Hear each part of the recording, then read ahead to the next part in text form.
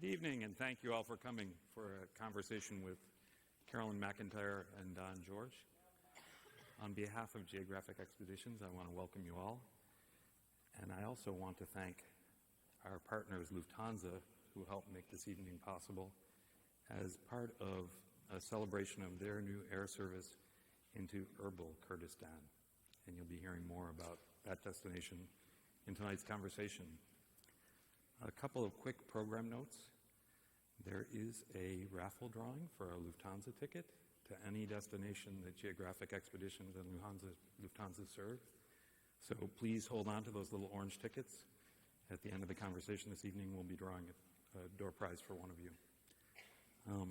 For those of you who might want to say a quick hello to either Don or Carolyn, they will be in the lobby at the end of the evening's conversation. And many of you probably already know Don George. He's done many of these conversations for us. Don is the former editor of the Chronicle Examiner travel section, and he's the current editor, contributing editor of National Geographic Travel magazine. He is the author or editor of many travel titles.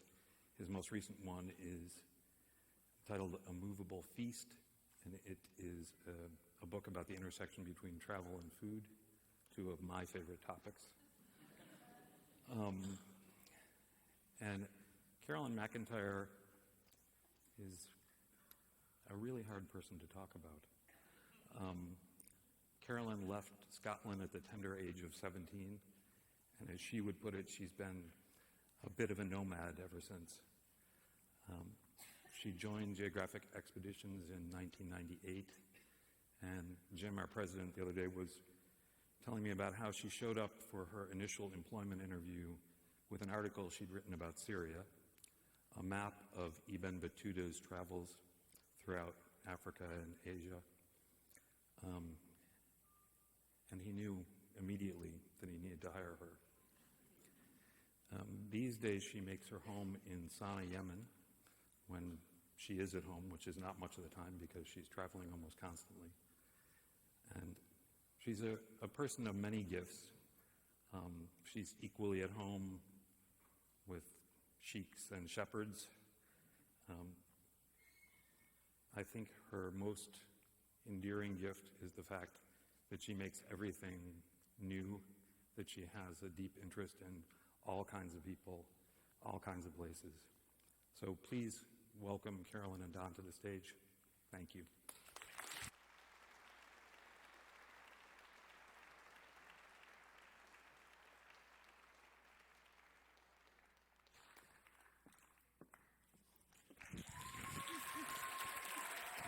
I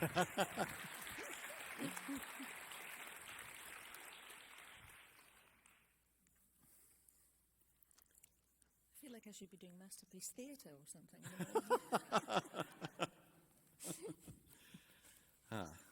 Good evening, Carolyn. Hello. Good evening, everyone. Thank you very much for coming tonight. Thank you, John, for that eloquent introduction. It was really nice. I'm really excited to be here talking with you. I don't know that much about the Middle East or the Arab world, and I feel like it's an area of incredible interest right now to everybody and importance, and so I'm looking forward to learning a lot about it. Definitely. I wanted to begin by asking you, John kind of sketched out the broad timeline of your life. You grew up in Scotland, you left at the age of 17, you came to work for GeoEx in 1998. Can you fill that out a little bit? Can you flesh that out? You went from Scotland to... Let's see, I went to Rome, where I worked as a nanny for a little while, which was not an unqualified success. And from there I went back to London and was working in another job that was it was all a bit of a gap year because I didn't want to go to university. I was trying to figure out what I wanted to do. And so one day I was in the underground and I saw an advert for flight attendants for Iran Air. And I thought that sounded splendid, even though I think I had no idea actually where Iran was, but it sounded good. It was away, it was somewhere far. And I was too young. It was to be based in Tehran. So about 2 weeks later, I saw another advert, and this time it was for flight attendants for Saudi Arabian Airlines. Equally, not a clue where it was. But anyway, so I applied, and 2 weeks later, one day they opened the door, and there I was in Saudi Arabia. So that was the beginning of a rather traumatic experience in some ways.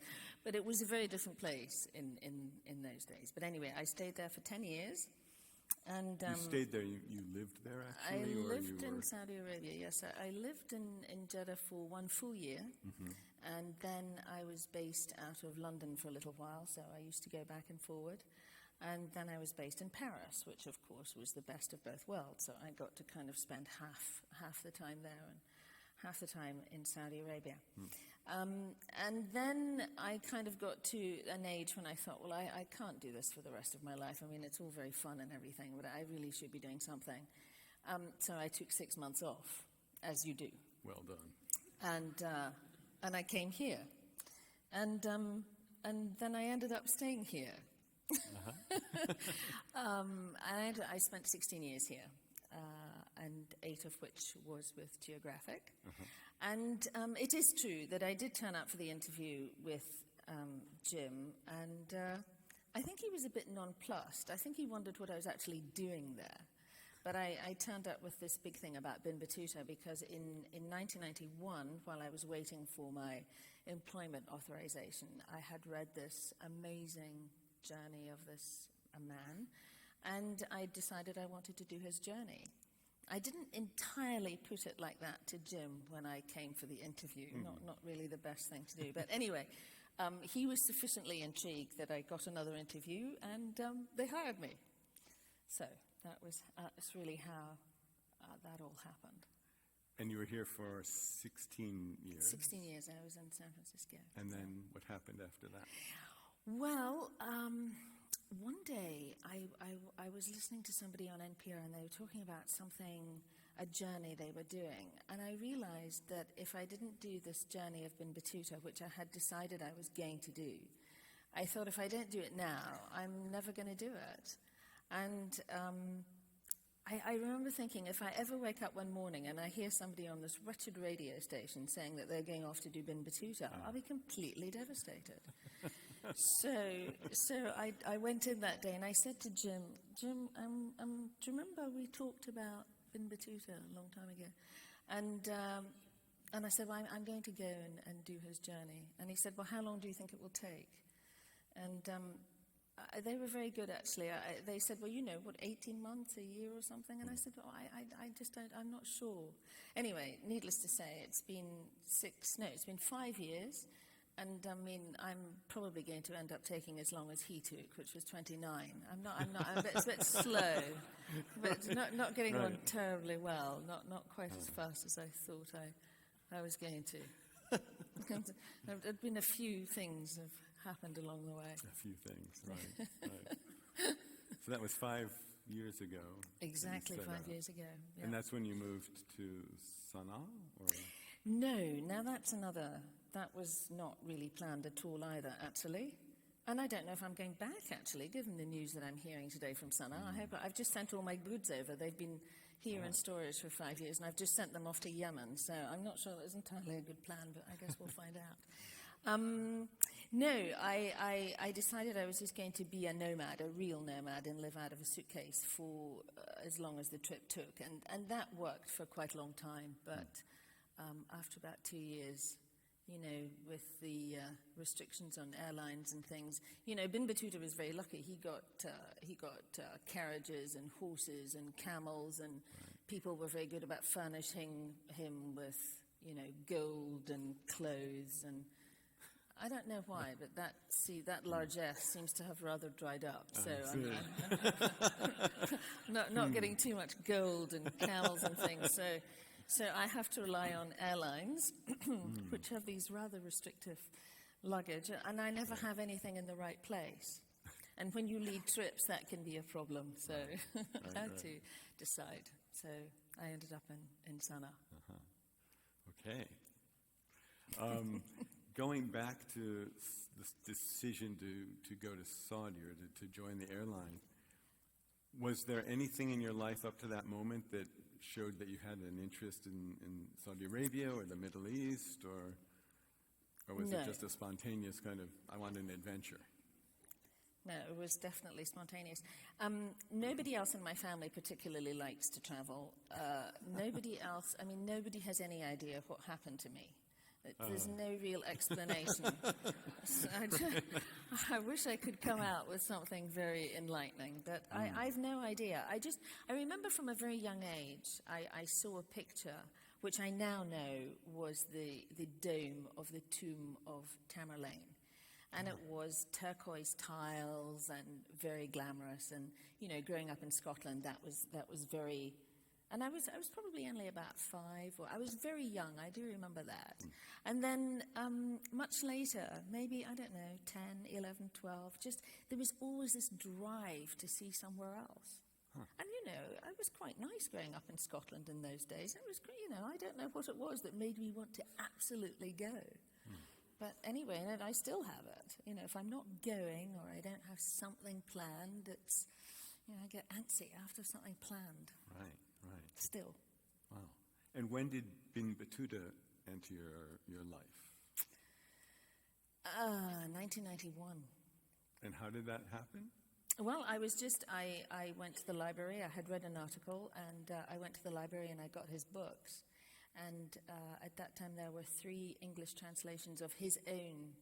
You know, the translation of the he wrote it to a scribe. He didn't actually write it himself, and there were a lot of people who had written versions of it. But the one that everybody goes by had only 3 volumes, and I read this whole entire thing, and put the book down, and I said, I'm going to recreate this journey. And I mean, nothing could have seemed more outrageous or incongruous than that. But anyway, here we are. Do you remember what it was that just captivated you? Do you remember that first sort of feeling? I don't. I mean, it's very hard to talk about what motivated me to do that. It wasn't the first set of travel writings I'd ever read. It wasn't anything that was so unusual. But there's something about him in a way that's quite compelling. He was a very devout, very ascetic Sunni Muslim of his time, but then from time to time he would come out with these things that would just have you howling with laughter.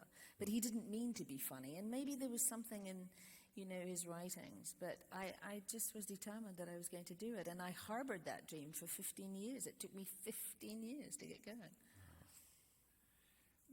Can you tell us a little bit more about him, where he grew up, his time? He was from Tangier in Morocco. He was actually a Berber. He wasn't really Arab at all, but we'll keep that bit quiet. They've claimed him. The Arab world claims him. What happened, he decided to go and do the Hajj when he was 21. So this was in 1325. And he got as far as the Red Sea, and there had been an insurrection. And he couldn't cross over to get to Mecca, to get to Jeddah. So he went back up the Nile, went back to Cairo, and of course the journey had already taken him a year.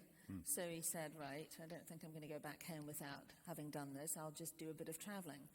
And a few peregrinations later, he did the Hajj the following year. And by that time, he'd already just decided he rather liked traveling. So he traveled for the next 29 years. Without going home? He went home after 25 years very briefly. Everybody, of course, there was no one left that he knew. And then he went to Spain, and he went to Mali and what is now Mauritania and Niger. So 25 years without going back home. And how much territory did he cover? Well, let's just say it's about 47 countries in today's lexicon. He was the only man that we know of who traveled the entire Islamic world of his day. So he invented, I think, quite a few things, and certainly he plagiarized from other, you know, that wasn't considered a crime in those days. So he, you know, we're not quite sure of some of the places he went to, but I think we can say he went from Morocco to China.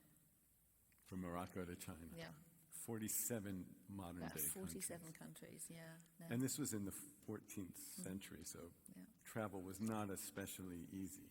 No, it wasn't. But you know, it's not any easier now for different reasons. I don't know if I'm supposed to say that. Except on Lufthansa, of course. That's easy. Anyway. No pat downs in those days, at least. Oh. No, So you were inspired to follow his trail. Some years later, you picked it up. well, the idea was to do it exactly as he had done it, or as closely as possible. I mean, I knew it wasn't possible. And can I just say, it isn't possible. It's just not possible. But, I mean, I'm still doing it, but it's taking a lot longer than I thought. And the visa process is fairly nightmarish, especially now. Yeah. So there's a lot of, things you think you're going to go, and you walk up, and in the good old days, you could just walk up with your passport and say, well, I'd like to go somewhere. And now they say, no, that's impossible.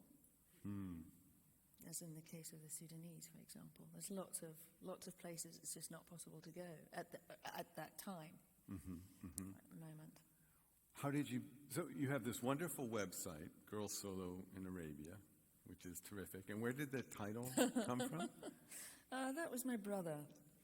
I wanted to call it something like Bin Battuta Redux. And he said... Battuta Redux. Yeah, and he said, you're completely insane. First of all, nobody in America knows who Bin Battuta is, and nobody knows what Redux means, so you need... Right. So, otherwise, it's great. But, yeah. A website is supposed to be about attracting people to your site. Right. This is the... Yeah, so he came up with this, but the only problem with his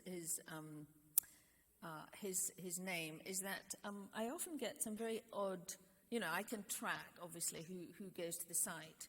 And so I get to see what people plug in to arrive at my site. And I can assure you that a lot of people who go on Girl Solo in Arabia do not expect to come confronted with a 14th century mosque.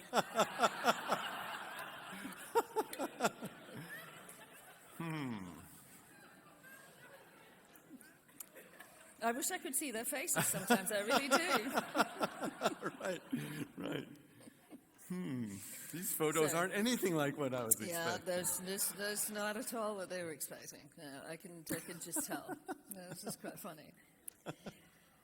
I'm wondering what the Google ads on your page would be, but so what was your first destination that you set out to copy his trail? Well, I fully intended to start in Tangier and then cross over the border into Algeria, and it was not possible. That was the very first border, and already it was not possible. So I eventually flew to Algiers, which is where the manuscript was found, the original one in Arabic that was taken back by the French. So there was a kind of a connection. And then I followed it very faithfully until I got to Egypt. That bit was all very good.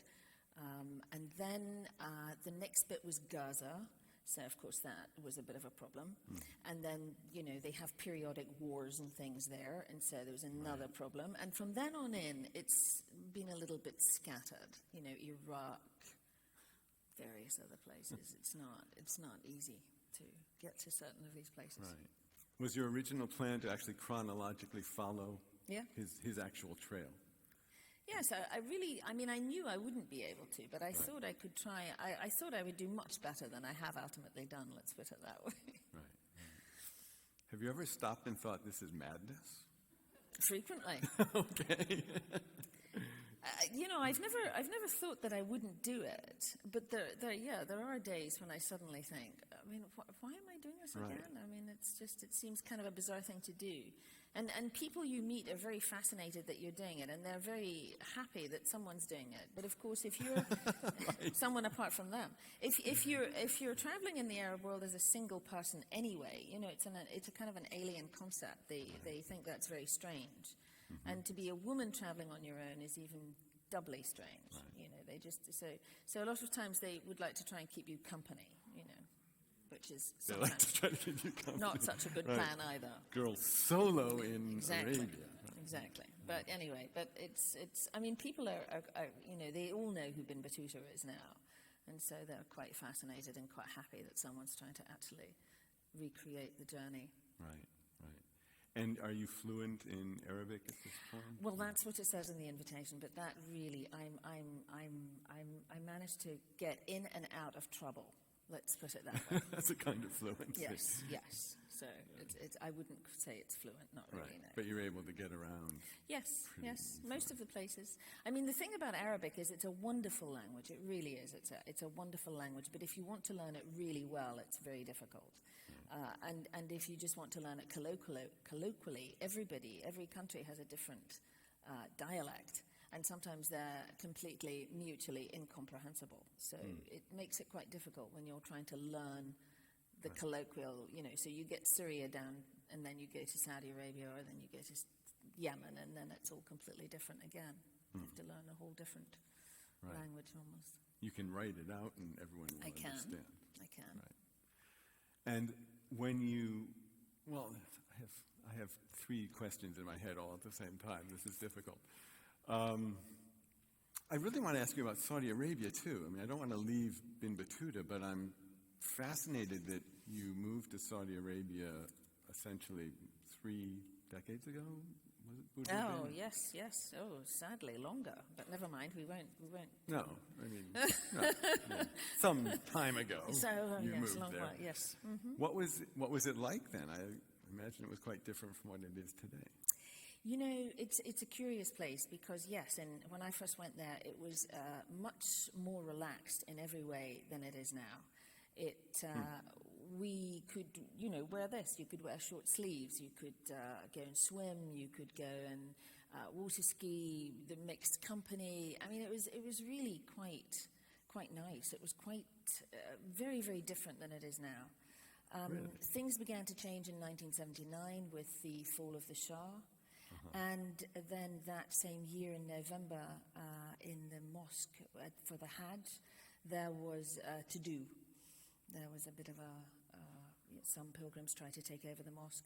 And so after that, they really did clamp down. And it's in many ways not really recovered from that. It's still, I mean, I have been leading tours there. They've now decided to clamp down on tourism, it seems, on infidel tourism, as I call it.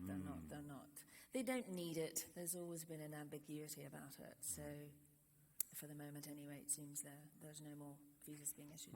But when you were first going there, there was free, men and women were freely together in public. Absolutely. Local women could wear whatever they wanted to wear, or just foreign women? No, I mean foreign women. There's always been, and this is still true, there's always kind of a difference between what's expected of local people and what's expected of foreigners. You know, you kind of get a free ride when you're a foreigner. The same rules do not apply. And that's still true. And it's still true everywhere in varying degrees, but it's still true pretty much everywhere. So Saudi women would not be able to do what I can do, for example. And that's, again, anywhere in Yemen or even in Syria.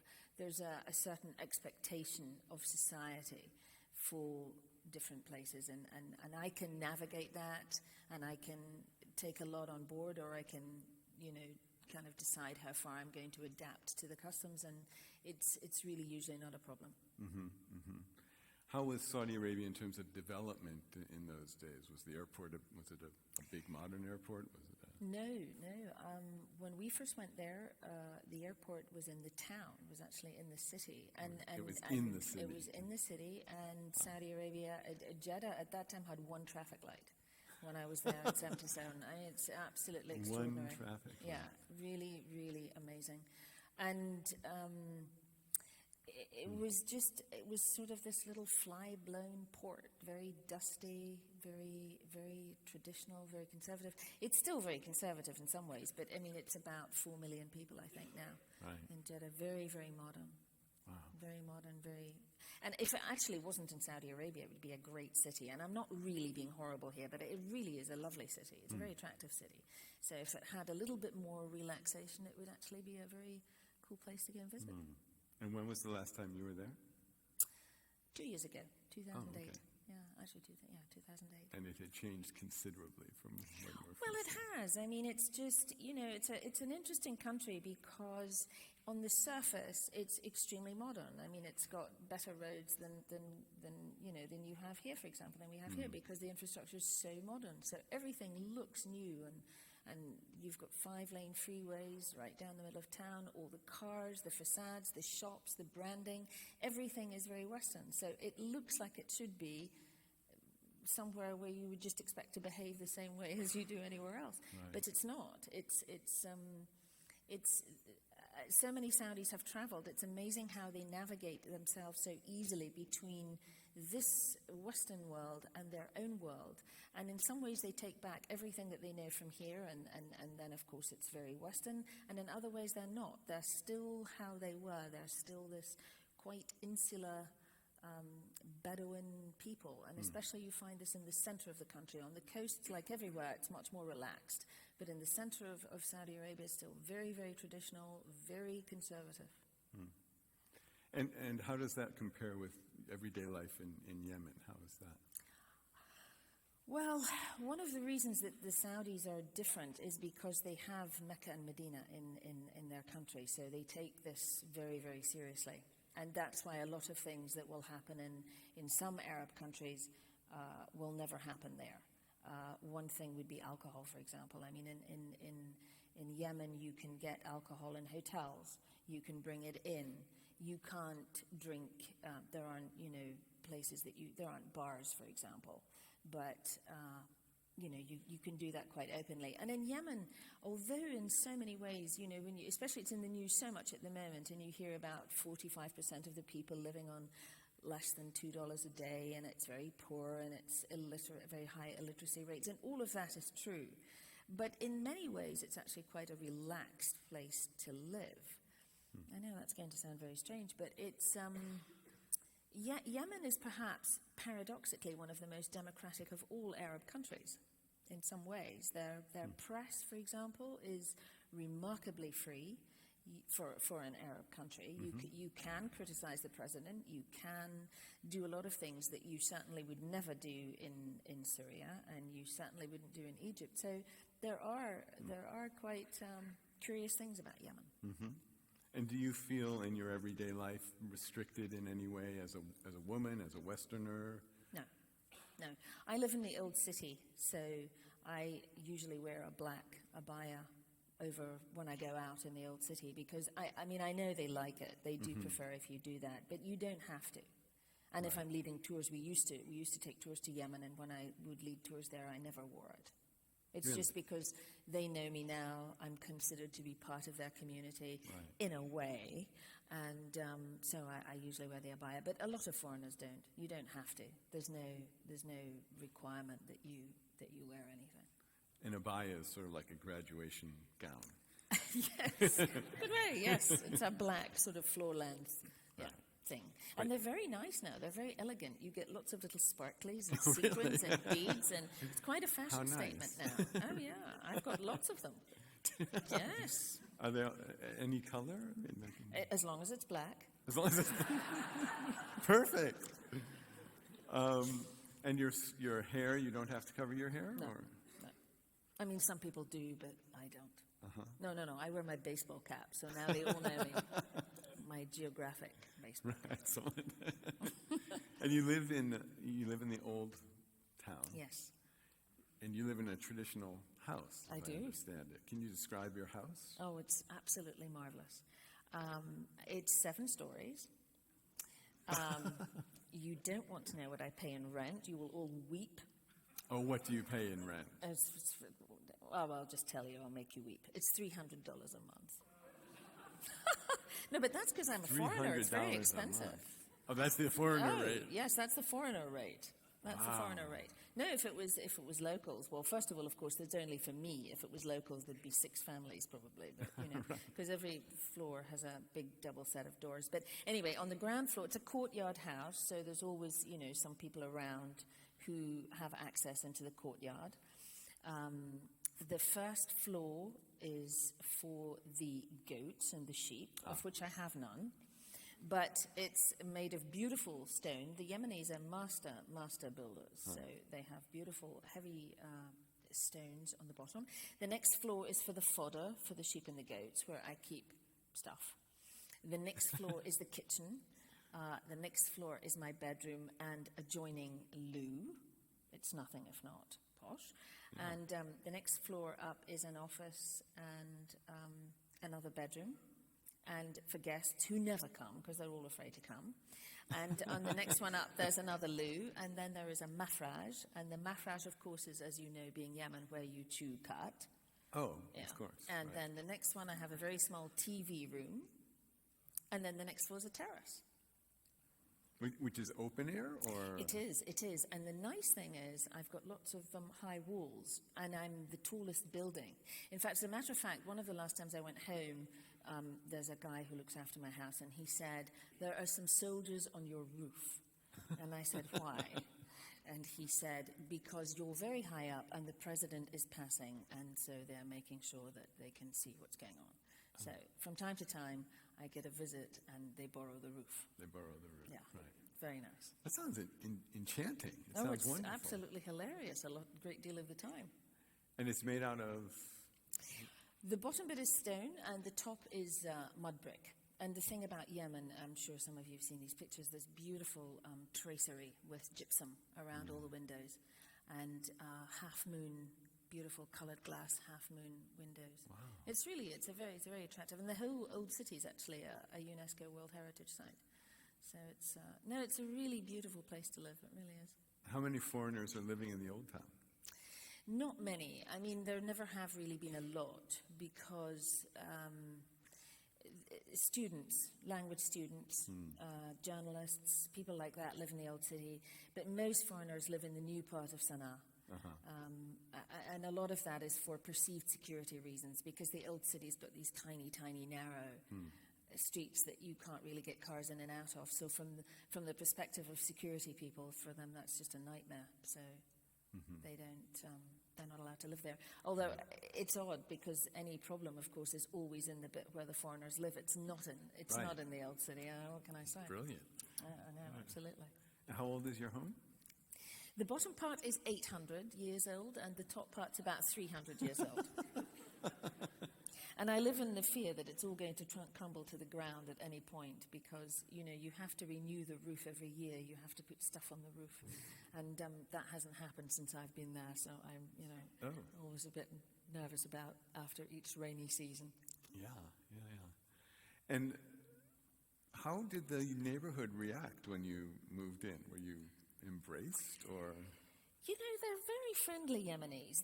You will not be in the country more than 5 minutes before someone will first of all invite you to a cat chew, which you must do. A cat chew. Yes, Yeah. It's a leaf that's a bit like a coca plant, I guess, and it's got mild amphetamine properties. And the idea is that, and this is sounding completely bizarre, so you get a big bag of green stuff. I say it's like chewing a privet hedge. And you just pull leaves, and you take the leaves and you put them into your mouth. And the secret is to drink lots of water, but you have to get a real wad of the stuff quite quickly, because otherwise you swallow it, which is not at all the intention. So you have to get a big wad of this stuff that sits in your cheek. And in the beginning, things are quite voluble and things are going along well. And then little by little, things sort of grind to a complete halt. And then later you get another sort of burst, and then at 6 o'clock you throw it out on the pavement. Oh, really? Yeah. So Sana'a of an evening resounds to the thud of great wads of cut landing on the pavement. Wow. I don't engage in it very often myself. But they all do. And you're invited to a cat chew. I mean, Always. that's sort of their way of bringing over an apple pie kind of thing. It is. This is what you do. I mean, and this is how you everything happens. I mean, weddings, the start of the wedding, the negotiation for the wedding, any new venture, everything is accompanied by katu. And clearly the president's not been having enough of them lately, because really? all tribal disputes are solved with a katu. Really? Yeah. How does that work? Well, you know, he sort of rules in the bit around Sana'a, the government does. And then after that, in the tribal area, let's just say there's one of them upset about something. Usually it's because they feel they're not getting enough money, they're not getting a road, or they're not getting a hospital. I mean, it's usually some complaint. And so they will, I don't know, they do lots of different things. They might blow up a section of the pipeline or something because they know that will upset him. That gets attention. And so he'll trot off and go and have a katu with the local leader and solve it. And that will work for as long as it works for, and then it won't work, and so somebody else will go and do it, so he'll go and have to have a chat with them. But, I mean, it's been a part of the culture for a long, long time. But they didn't used to chew as much as they do now. I mean, now they chew every day. But then, you know, a lot of the people in the country say that if they didn't chew every day, they would realize how bad the country was, and it would have had a revolution long before now. So some people are quite happy. Right. Huh. So, Does it have long-term effects, this daily ingestion of cat? yes. No, it's really horrible for your teeth, first of all. They all have, you know, we always joke about the brown swed teeth because it's, you know, it makes a real mess of your teeth. But it's also very bad for the throat. And they use pesticides now, which they didn't used to. So now you've got to wash it, and then you've got to dry it, and it's got to be thoroughly dried before you chew it. And you would wonder why they still do it, you know, but they still do. And does it give you a nice high? Well, I've never had a high. Just curious. Yeah, I know. I mean, and that's why I don't really do it, because it's so much effort. You know, a big bag of hedge for very little, very little return. It seems to me it's not a good investment of time. I don't know. I just never get a reaction. I know lots of people do, but I don't. And what is it like? Obviously, you love it. I mean, you've lived there for some years now. What is everyday life? Is there an expat community that you're very much a part of, or are you more a part of the local community? It's a little bit of both. I mean, Yemen is so small, and Sana'a is just a couple of million people. But, you know, the sorts of people you meet are all from there's a very small pool. So I do know people that I would never normally meet. I don't think I've ever been part of an expat community when I've lived anywhere else. And so, you know, you get to know people who work for aid agencies, of which there are lots in Yemen, because it is quite poor. Diplomats, of course, and but a lot of Yemenis as well. I do have quite a wide circle of friends, and again, lots of different socioeconomic groups. You know, you've got Yemenis that live in the old city who have owned their houses for a long, long time, but they themselves, you know, would never dream of living there. And Yemenis are routinely completely astonished that I actually want to live in the old city, and they think I must be mad. And what's a big night out in Sana'a? A big night out in Sana'a. Well, you know, there are some quite sophisticated evenings. You could take yourself off to the Movenpick Hotel, and you can have a Mexican evening or a Thai evening or a, you know, let's see, we've got lots of cultural activities organised by different people, but most entertainment's done at home. It's like everywhere. So, you know, people give dinner parties and cocktail parties and garden parties and barbecues. It's very normal. I know it's Yemen, but it's quite normal. There is a normality about it. There is, really. And this is a great base for your excursions on the trail of Bin Battuta, then? Well, it is, but it's also good for tour leading because, you know, pretty much everything I do is in and around the Islamic world, so it's quite a good stopping off point. It's quite a good place to live. Right. And what are some of the adventures that you've had on the trail of Bin Battuta? What comes to your mind as some of your most memorable adventures? Well, I got mugged in the Kasbah on day one in Algeria. Really? Yeah, that was I couldn't decide if that was a good start or a bad start. I wasn't sure. What happened? Someone just... Yeah, some young kids had, well, you know, they told me not to go. First of all, everybody said, you're going where? You can't go there on your own. And I just thought, you know, because sometimes locals are more frightened of going somewhere because it's not somewhere they would go. And I said, I'll be fine. And, of course, I saw these young kids, and they were watching me. And I saw them. It's not that I didn't see them, but I just thought it's broad daylight. There's loads of people around. Nobody will do anything. Well, they just tried to get something out of the backpack, but they didn't. And, you know, the people were so kind, and I actually felt a bit embarrassed because, you know, there had just been this dreadful civil war in that country, and these people were all basically squatters from the countryside. So anyway, but that was a sort of a start. Memorable things are usually always the people. I had one very memorable incident. I think I had kind of briefly touched on with you. Was in Israel, just outside of Hebron, and you know my guidebook is a guidebook from the 14th century. Right. This is what I go with. Wherever he goes, I go. So we were driving down, and it's not an easy bit to traverse because, you know, there's roadblocks and there's, you know, you kind of have to zoom around on small roads to get to where you're going. Anyway, we ended up in this tiny place, and I was looking for a tomb of Fatima, who was actually the granddaughter of the Prophet. And my guide was Palestinian. He is a Christian Palestinian, so he had absolutely no interest in this stuff whatsoever. And we were very near kind of a border area where, you know, the fences. And we were wandering around, and two Israeli soldiers were kind of looking at us thinking, what are you doing? And eventually they ambled over and they said, what are you doing? Because, I mean, there's just nothing there. We're kind of kicking stones and looking for things, you know. And I said, well, we're looking for this tomb.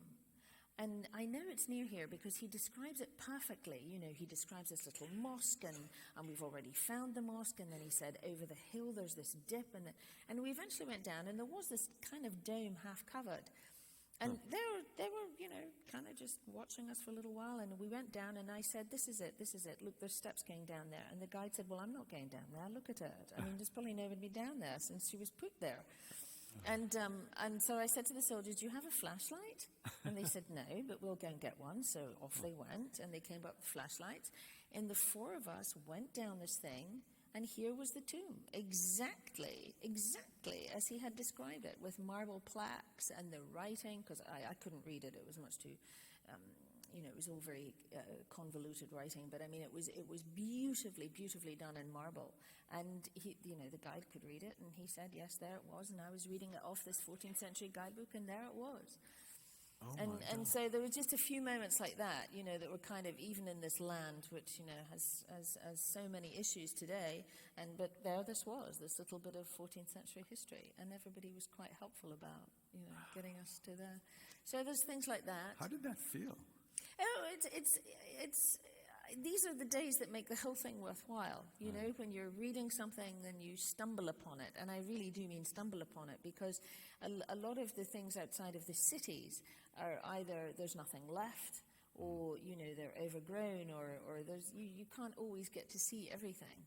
And so to come across something that just is so perfect, and you know there's really not been a lot of people who've seen it, it's kind of nice. It's just, it makes all these little days where you kind of say, wow, that's really why I'm doing this journey. Any other great discoveries on your trail? In Damascus was quite a revelation. You know, they'll say to you, you know, you'll ask somebody where it is, and they want to be helpful, so they'll say, oh yes, I know where this is, and actually it's not. You know, you wander around for a long time. But in Damascus I was very persistent. One of the things that when the Ottomans came, they took a lot of records away, and a lot of records went back to Istanbul. So, you know, there is a record of it, it's just finding it. But one of the things that's interesting about this is that a lot of these buildings are covered by a thing called waqf. And waqf in Arabic is If you die, you can actually leave a part of your estate to build a religious building or an orphanage, or you can use it to build a well or something, that benefits the community. And these have come down through the ages intact, and you're not allowed to mess with these waqf. And every Islamic country has a ministry of awqaf, the plural. And they have great records, and so you can actually, you can go and talk to them, and you can go and ask them, this is what I want to go to, and they'll dig out piles of tomes of dust, and a lot of the times it's there. A lot of the times it's also knocked down, but a lot of them are intact. So that's, in Damascus, I did a lot of that. Do you ever feel like Indiana Jones? No, I wish. It's not really. I should say yes, but there are moments in certain places where you're way off the beaten path. I mean, when you go up to areas like the border of Iraq and Syria and Turkey is an area that's fairly remote, and so you're crisscrossing over that area a little bit. And there are some interesting things up there because no one goes. Nobody goes. And the border guards think you're a spy. So you have to sort of disabuse them of that notion. Right. They really wonder why you're up doing that. Have you ever had a close call where you've been arrested or shot at? Not on the trip. I've had a couple of close calls, but not on the trip so far. No. Not on the trip so far. I used to go to Lebanon during the time of the Civil War, and we had some exciting moments there, crossing the Green Line and armed militias. The thing is with the Middle East. For me, it's strange because I've spent so long there that things that are unusual for some people are quite normal to me. Right. And so I never feel as if anything's going to go wrong. And I think when you start with that sometimes, it helps, and then when something does go wrong, you're more able to deal with it. And then I think if you can speak a little bit of language, of course, it helps a lot too. Right. You bring a depth of experience and kind of a confidence and calm to the situation that I think in those areas that would not apply to me if I was out of my element. If I was somewhere else, I would perhaps be much more prudent. Much more nervous about it. But in the Middle East, I just never think. I just always think it's going to be fine. And if it's not, you'll be able to talk your way out of it. And of course, sometimes it's not. I mean, it's just, things can change. But anyway, cross fingers, so far it's been all right. Right. And you have this upcoming journey to Kurdistan and eastern Turkey. And when I was reading about that, I was getting really excited. I mean, it just sounds like a kind of a groundbreaking journey, going to areas that people don't normally think of as tourist sites. It sounds really exciting. Well, what are the highlights of that itinerary, or what gets your juices pumping when you think about that trip? Well, I think, I wanted to go there because, we say that there aren't new places to discover. There are lots of new places to discover, but I don't know that there are, but there are still new experiences. And it was off limits for so long that I thought, gosh, we should go and see what it's like now. Plus, I think living in the Middle East, you really do realize that you should go to places when you can, because oftentimes circumstances change and suddenly you can't go anymore. Right. So anyway, we went to Kurdistan. I think the Kurdish history is just tremendously interesting. They've been completely formed by their geography. Their location, very strategic, fought over. And that's actually the most memorable thing, or one of the most memorable things about the country, is the scenery is huge. It's big. You can see, for example, we drive a little bit on the Hamilton Road, which you may have heard about, and you can see why it took that man so long to build that road. I mean, there were just donkey tracks before. Oh. It's very big scenery. It's very raw scenery. There's something very wild and very untamed about it.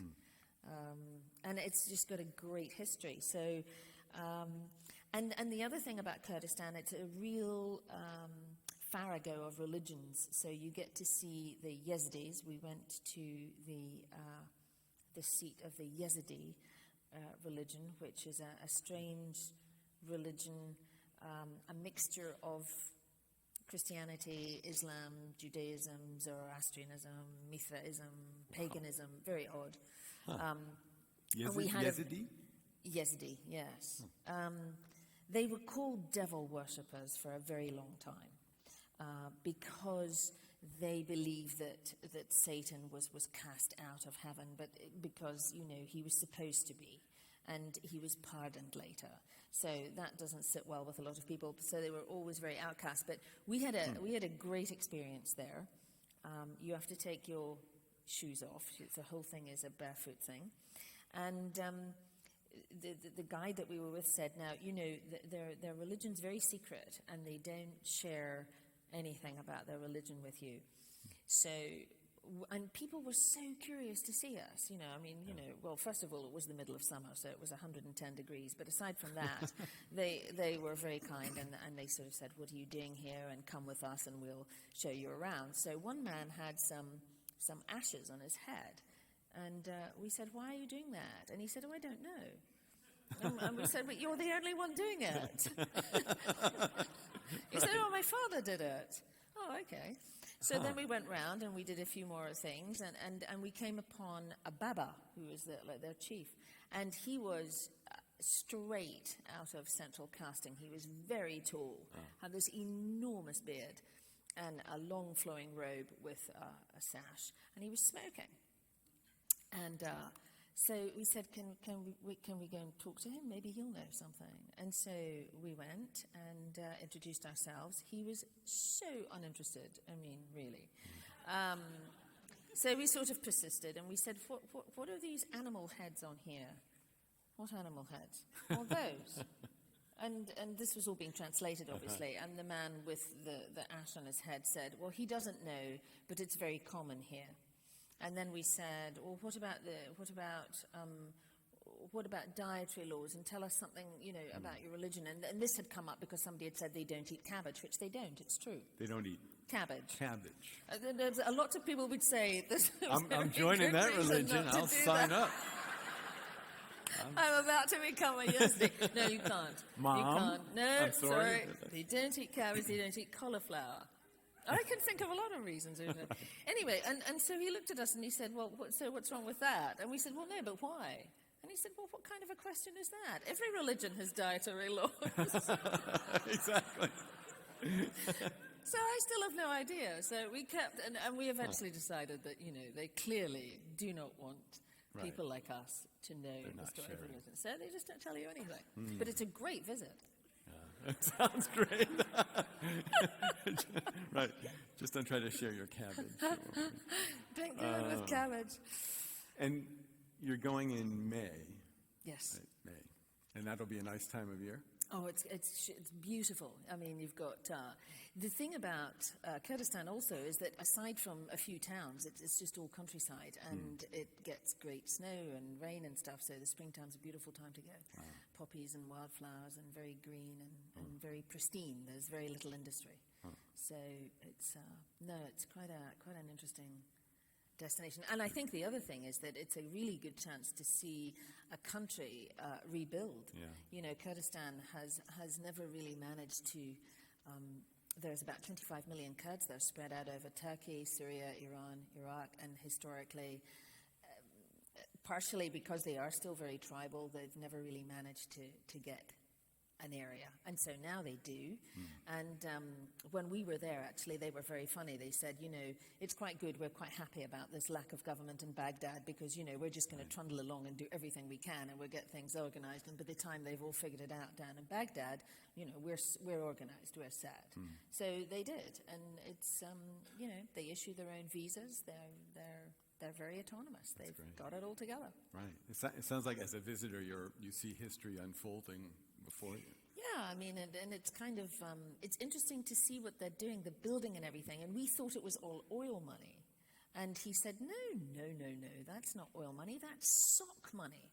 We said, what do you mean sock money? He said, no, this is the money that's been put under the beds and kept away and taken out of the country until a convenient time, and now it's all coming back in. So, I mean, you do see a lot of building, and it's because there is oil, of course, it makes a huge difference. People are interesting. There's a lot of investment from the Gulf countries, from the roundabout. But it's actually not oil money that's making all the building in Kurdistan right now. And was the welcome warm? Were you warmly received by people? Definitely, definitely. I mean, they are very, very happy with America at the moment. And just, that's kind of nice, because not everybody always is. I hadn't noticed, but... So no, they're very happy with America at the moment because of the no-fly zone that was in order for a long, long time. They were really protected. I mean, they had a really, really dreadful time under Saddam Hussein because not only, of course, were they not Arab, and he was in one of his things, but it was also during the Iran-Iraq war, parts of it, they share this border with Iran, obviously, and there was a lot of infiltration both sides, and so he took dreadful revenge on them. I mean, they've had a pretty rough history. Yeah. So they're very happy. I mean, we should all go now because they still like us. Right. You never know. Right. Did Bin Battuta go to that part of the world as well? No. Actually, he went to Mosul. I shouldn't say no. He went to Mosul, but Mosul is not. It's not part of the territory of Kurdistan at the moment, and it is not really. There are some Kurdish people there, but it's mainly Arab. So he went to Mosul, but that was it. When you're following Bin Battuta, you write about it on your blog. Are you writing a book, or are you? Oh dear, yes. Okay. And is this a happy experience for you? Or? I like the writing. The writing's great. The problem is that it's taken me a lot longer because a couple of things. When I started doing this, I didn't intend to write a book. It was not part of the plan. And so I feel like I don't want to duplicate the material, so it has to be something different. And yet at the same time, there's just such a wealth of stuff. So it's taking me forever. It's being done. It's in the works.